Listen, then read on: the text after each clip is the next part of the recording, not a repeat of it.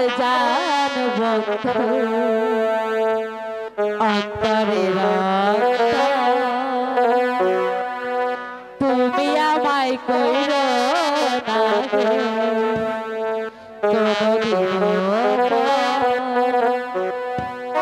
তুমি আমার মনের মনের ভিতর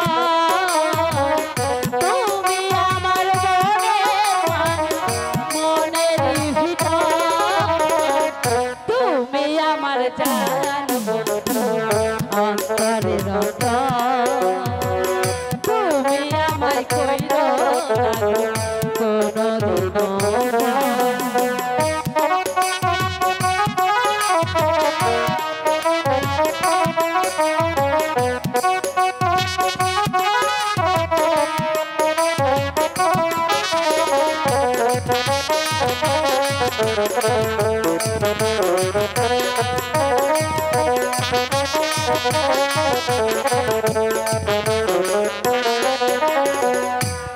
তোমায় এক নজর না দেখে পরে পরাণ আমার পরে দেখলে পরে দুই নয়নে ইচ্ছায় আরো বাড়ে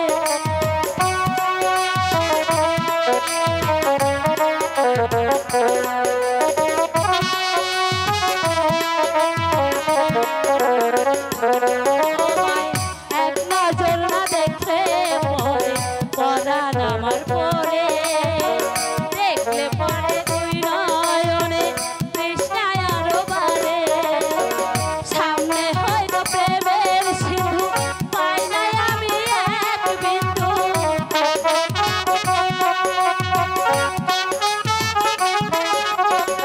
সামনে আমার প্রেমের সিন্ধু পাই নাই আমি এক বিন্দু হায় রে আমি অভাগিনী পিপাসায় কাঁদো তুমি আমার জান বন্ধু অন্তরের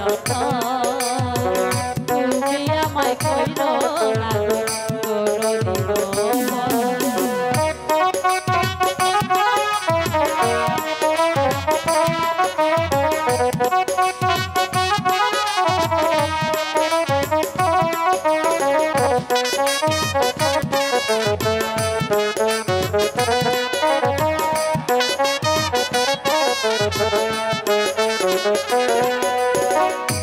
তোমার এত ভালোবাসা আমি কোথায় রাখি বুকের খাঁচায় বন্ধি রেখো ও গো অবুঝ পাখি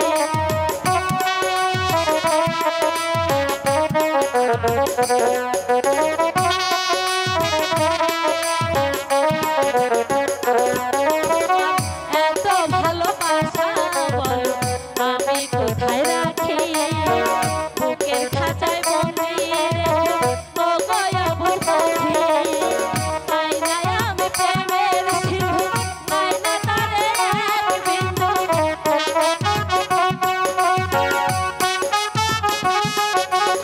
সামনে আমার প্রেমের সিন্ধু পাই নাই আমি এক বিন্দু হায় রে আমি অভাগিনী পিপাসায় কাঁদো তুমি আমার জান বন্ধু অন্তরের তুমি আমায় কইর না গো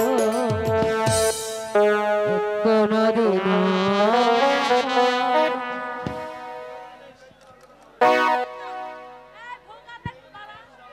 সখী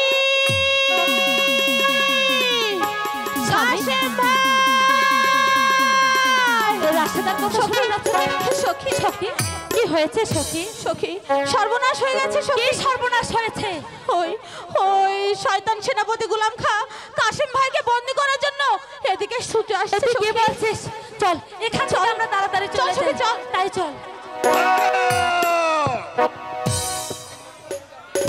কোথাও যেতে পারবে না রক্ষী হুজুর ওই বন্দী করো ওই শয়তান কাশেমকে না বলুন আপনি কার আদেশে আমার স্বামীকে বন্দী করতে এসেছেন বাদশার আদেশে। আমার পিতা আদেশ দিয়েছে। হ্যাঁ হ্যাঁ, বাদশার আদেশে ওই শয়তান কাশেমকে বন্দি করে আমি ওই বন্দিশালায় নিয়ে যাবো। বন্দি করো। স্বামী,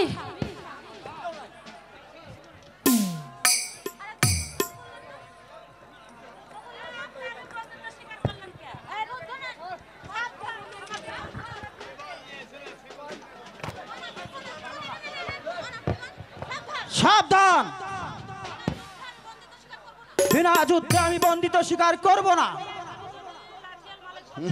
আমি যদি লাঠিয়াল মালিক সর্দারের ছেলে হয়ে থাকি তাহলে আমি কিছুতেই বন্দিত স্বীকার করব না। বেশ, যুদ্ধের বড় স্বাদ জেগেছে তাই তো।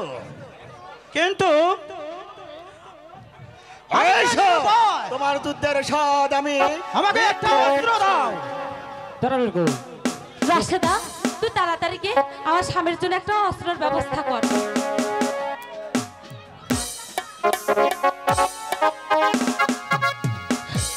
এখনো ফিরে আসছে না কেন? এই নাও স্বামী, তুমি যুদ্ধ করো।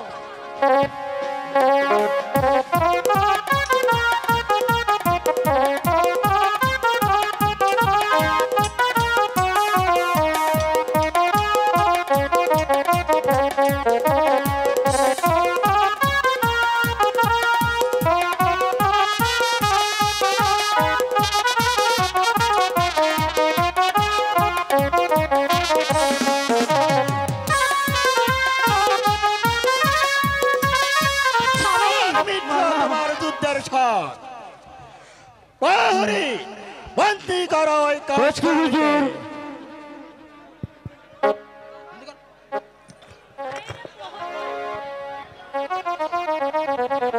নিয়ে যাও প্রহরী। আমাকে কোথায় নিয়ে যাবেন বলুন সেনাপতি সাহেব, বলুন। সেনাপতি সাহেব, দয়া করে আপনি আমাকে বন্দি করুন। আমার স্বামীকে আপনি দয়া করে ছেড়ে দিন। না, তা হয় না সুন্দরী। আমরা কাশেমের বিচার করব। নিয়ে যাও রক্ষী। স্বামী, মালা, সখী, তুই আর বেশিক্ষণ দেরি করিস না। এই খবরটা তুই তাড়াতাড়ি আমার শ্বশুরকে গিয়ে দিয়ে আয়, যা তাড়াতাড়ি যা, খবরটা পৌঁছে দিয়ে আয়। দাঁড়াও, সুন্দরী। তুমি কোথায় যাচ্ছ? কেন? আমি যাচ্ছি আমার স্বামীকে মুক্ত করার জন্য। না, তা তুমি যেতে পারবে না সুন্দরী। শোনো, আমি তোমাকে একটি কথা বলি।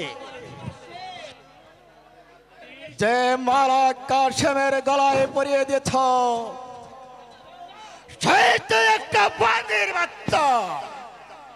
ওকে ভুলে গিয়ে তুমি সেই বার মারল আমার কণ্ঠে পরিয়ে দিতে। আমি তোমাকে আপন করে নেব। সত্যি বলছো? আহা, সত্যি। তুমি আমাকে আপন করে নেবে? আহা, সত্যি। ইস, আমার পিতা তো আপনাকে কথা দিয়েছিল, কথা তো আমাকে দেয়নি। আমার পিতা আপনাকে কথা দিয়েছিল আলীগড় যুদ্ধে জয়লাভ করতে পারলে আপনার সঙ্গে আমার বিবাহ হবে। আমার সঙ্গে আমার বিবাহ। কিন্তু সেনাপতি গোলাম খাঁ, আমি কি আপনাকে দুটো প্রশ্ন করতে পারি? বলো, তুমি কি বলবে?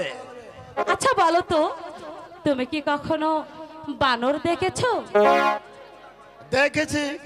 বাহ, খুব সুন্দর, বানর দেখেছে। সেনাপতি গোলাম খাঁ, এদিকে তাকাও, তাকাও না। বলো। ইস, কষ্ট করে যদি এখানে আসতে।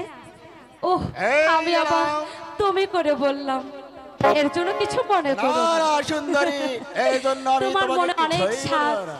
আমাকে তুমি বিয়ে করবে তাই না? বানর তো দেখেছো, বানরের গলায় কখনো মুক্তোর মালা দেখেছো? না, না, তা কখনো আরে দেখিনি। তা দেখবে কোথায় থেকে? তুই হলে বানর, আমি হলো মুক্তার মালা। তাই তো বানরের গলায় কখনো মুক্তার মালা শোভা পায় না।